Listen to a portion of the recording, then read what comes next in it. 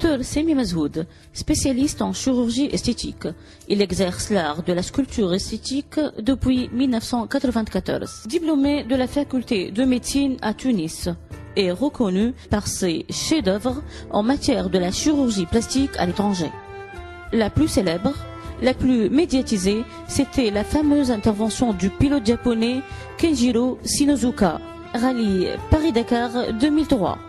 Docteur Mazhoud, une adresse sûre pour un look exceptionnel.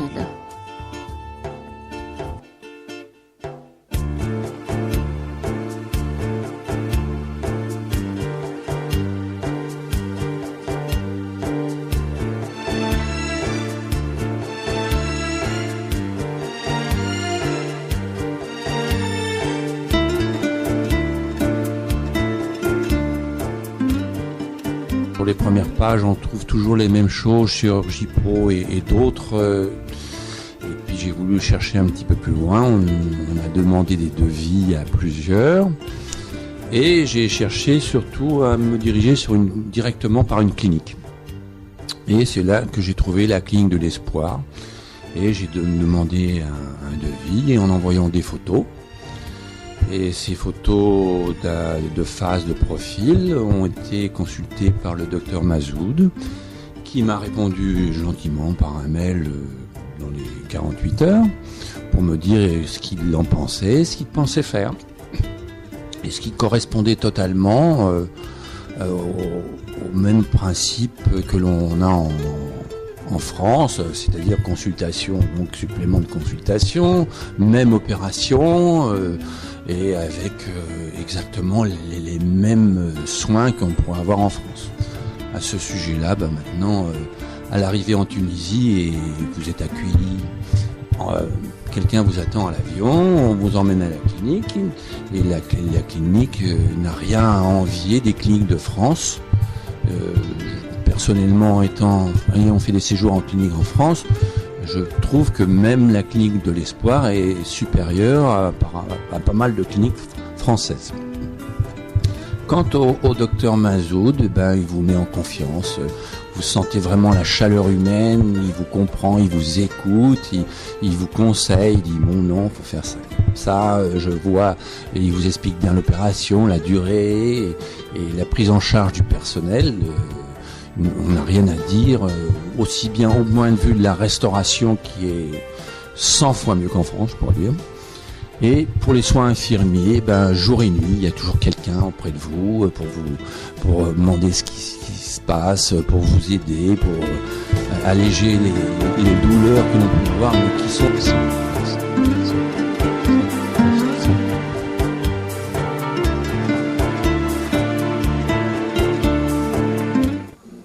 La chirurgie plastique comprend deux volets, la chirurgie esthétique à proprement parler et la chirurgie réparatrice.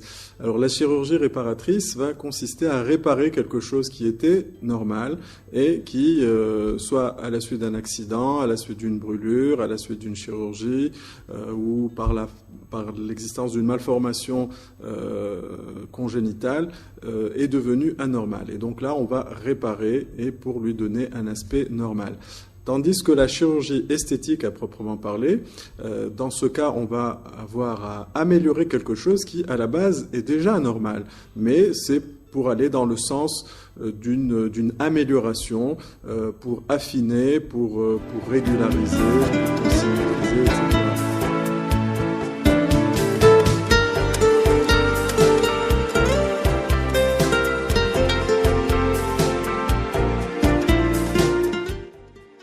Le cas de ce pilote japonais qui a été blessé lors du rallye de Tunisie illustre bien un petit peu le côté spectaculaire de ce type de chirurgie, surtout quand il s'agit d'une personne qui a une certaine renommée, une certaine place sociale.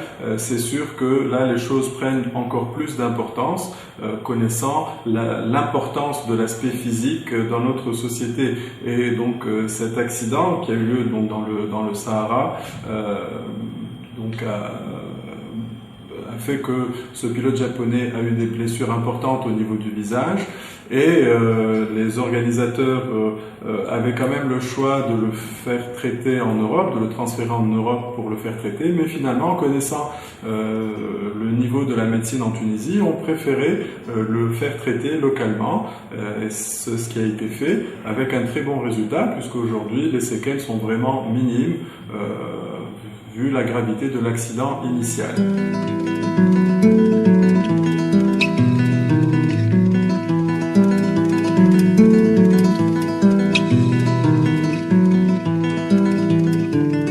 Le lifting est une intervention qui va avoir pour but de rajeunir le visage.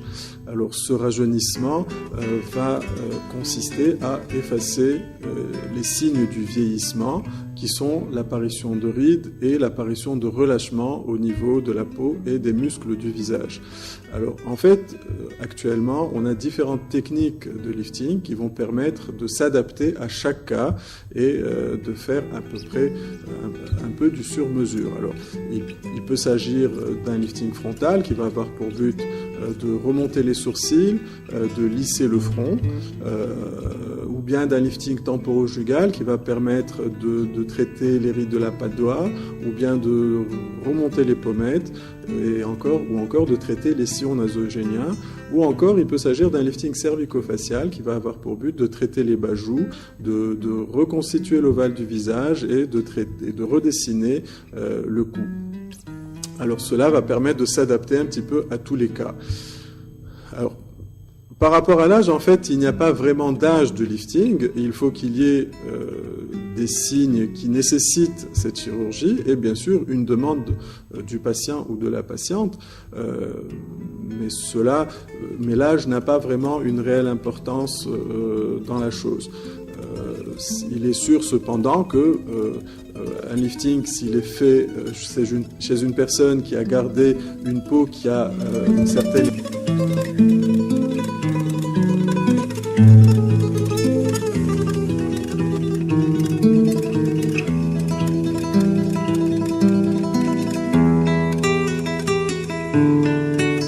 Le lifting va permettre d'obtenir donc une remise en tension de la peau et des structures faciales qui aura une durée moyenne de 7 à 10 ans en fonction de la qualité de la peau et en fonction de l'hygiène de vie de la patiente ou du patient.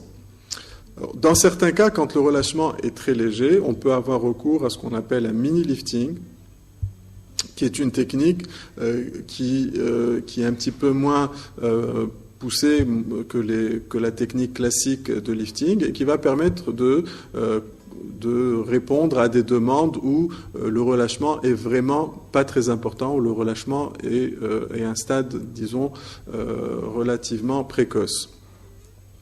Alors ça permet de traiter ce relâchement avec des suites plus simples que celles d'un lifting classique.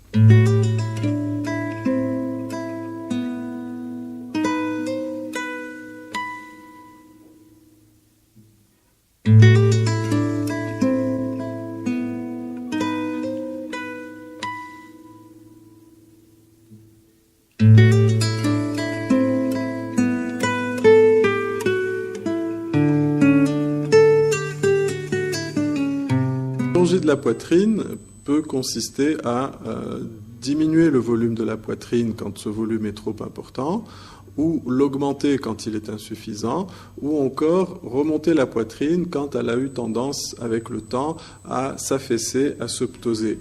Alors, la chirurgie qui va consister à diminuer le volume de la poitrine, c'est la plastie mammaire ou mammoplastie de réduction, qui est une chirurgie donc qui va permettre d'alléger le sein et surtout de le regalber, de le remodeler, de lui redonner une forme qui soit plus esthétique. Par la même occasion, cela peut permettre d'améliorer dans certains cas des mal de dos quand ce mal de dos est en rapport avec une hypertrophie importante de la poitrine. C'est une chirurgie qui donne de bons résultats, mais qui laisse quelquefois des cicatrices au niveau de la poitrine, mais qui peuvent évoluer favorablement avec le temps. Alors, Avec l'âge, la poitrine, qu'elle soit volumineuse ou pas, peut avoir tendance à s'affaisser, à se ptoser, à se relâcher. Et à ce moment-là, on peut faire ce qu'on appelle un lifting mammaire, de façon à remonter le sein, là aussi à le regalber, à le remodeler, de façon à lui donner un aspect plus esthétique et plus jeune. Alors cette intervention peut s'accompagner d'une augmentation du volume si nécessaire, mais on peut aussi s'en passer. Alors, le troisième volet, c'est la chirurgie d'augmentation mammaire. Alors, la chirurgie d'augmentation mammaire va s'adresser au cas où le volume est insuffisant, et là, on va avoir recours à ce qu'on appelle des prothèses mammaires. Alors, habituellement, on utilise le plus souvent des prothèses en gel de silicone qui se présentent un petit peu comme cela.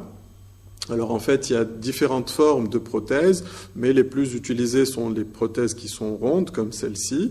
On peut, dans certains cas, utiliser des prothèses qui ont une autre forme, qui est la forme anatomique. Là, il ne s'agit plus de prothèses qui sont rondes, mais elles sont un petit peu oblongues, avec un différentiel de volume, puisque la partie la plus volumineuse est la partie inférieure, ce qui permet d'avoir un contour qui est plus proche du contour ou du profil normal d'un sein. Alors, cette chirurgie est une chirurgie qui est assez simple et qui va permettre donc de redonner du volume et du galbe au niveau du sein. C'est une chirurgie qui a aussi ses règles. Il faut savoir que quand on met une prothèse en gel de silicone, qui donne un résultat qui est quand même plus naturel que les prothèses au sérum physiologique, mais il faut savoir que c'est une prothèse qu'il est préférable de changer tous les 10 ans. Donc, afin d'éviter les phénomènes d'usure de la prothèse qui peuvent donner lieu à des problèmes éventuellement de fuite de silicone. Mais si la prothèse est changée tous les 10 ans, il n'y a absolument aucun problème de ce côté-là.